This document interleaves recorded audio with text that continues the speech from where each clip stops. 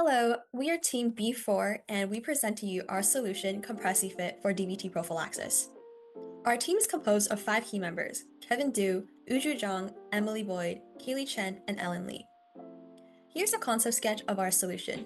Uses pneumatic mechanisms to mimic the natural contractions in the lower extremities used to stimulate blood flow. Our design features 3 key components: pressure cuffs, a controlled micro air pump, as well as integrated force sensors.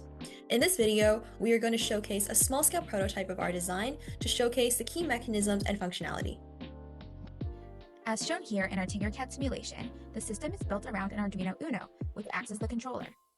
Key components of the system include a force-sensing resistor to measure pressure, a DC motor representing the air pump, an LCD display for real-time feedback, a push button to start the system, an LED indicator for pump activity, and a transistor and diode to safely drive the motor.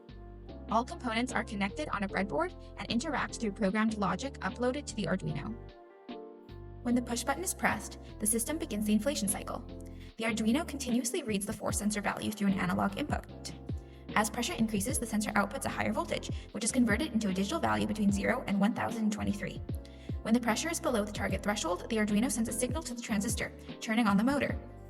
This simulates the air pump inflating the cuff. Once the pressure reaches a predefined threshold, the system stops the pump. The LCD now displays holding, indicating stable pressure. If pressure drops again, the system automatically restarts the pump. This demonstrates a closed-loop feedback system, which is the core functionality of our design. Our prototype was built to test the primary critical function, which is pressure regulation through sensor feedback, and overall that part was successfully demonstrated. In simulation, the sensing, the Arduino logic, pump response all worked as expected. In the physical prototype as well, after replacing the original transistor and using a separate power source, the system was able to inflate until 40 mm of mercury. The prototype also met the thermal requirement. All measured components remained below 45 degrees Celsius. There are still specifications that have not yet been fully tested, including LCA, performance on different limbs, sizing, and etc. But importantly, those tests are promising because they build on top of the primary critical function of pressure regulation.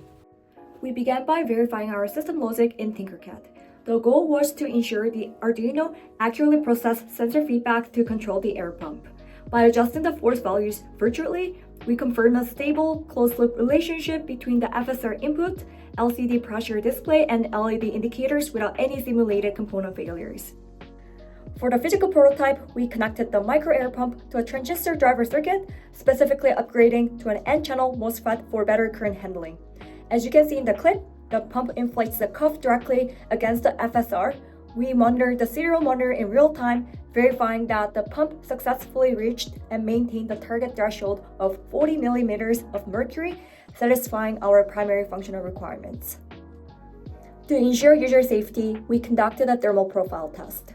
We monitored critical components like the Arduino and MOSFET over 5 minutes of continuous operation.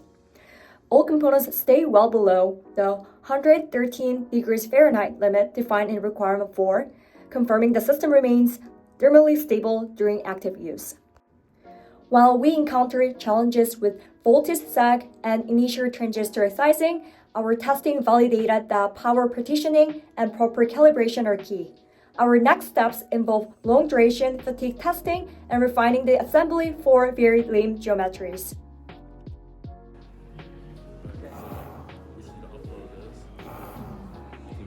Showing this. Hello, we are Team B4 and we present to you our solution Compressifit for DVT prophylaxis.